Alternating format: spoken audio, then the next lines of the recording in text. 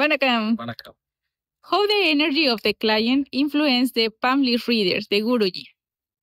இப்ப பார்த்தீங்கன்னா, வாடிக்கையாளர் பார்க்க வராங்க.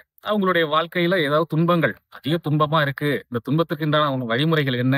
இதிலிருந்து விலகி வாழக்கூடியதற்கு வழிமுறைகள் என்ன? அப்படிங்கிறதுக்கு தான் இந்த சித்தர்கள எழுதப்பட்ட ஓலைச்சுவடியே தெரிஞ்சுக்கணும் அப்படின்னு தேடி வராங்க. அப்ப அவங்களுக்கு இருக்கக்கூடிய பாவங்களும், கர்மாக்களும், அவங்களுக்கு இருக்கக்கூடிய தோஷ குறைபாடுகளும், இந்த ஓலைச்சுவடியிலிருந்து நம்ம சொல்றோம். சொல்லி அதற்கு உண்டான பரிகார முறைகளும் சொல்றோம். அப்ப இந்த பரிகார முறைகளும் சொல்லி அவங்க எடுத்துக்கிறாங்க.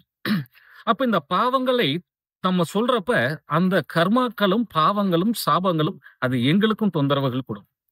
அப்ப இந்த தொந்தரவுகள் வரக்கூடியது என்ன அப்படின்னு கேட்டீங்கன்னா, இப்ப உடல்நல குறைபாடுகள் ஏற்படுறது, மருத்துவ செலவினங்கள் ஏற்படுறது, இப்ப வண்டி வாகனத்துல தொந்தரவுகள் ஏற்படுது, மன உளைச்சல்கள் அதிகமா ஏற்படுது, மென்டாலிட்டி ப்ராப்ளங்கள் ஏற்படுது. அதாவது இப்படி பார்த்தீங்கன்னா, பலவிதமான துன்பங்களும் அடையக்கூடிய தொந்தரவுகள் அப்படிங்கிறது அவங்களுக்கு சொல்லக்கூடிய கர்மாக்களும், பாப சாபங்களும் எங்களுக்கு பெற்றும்.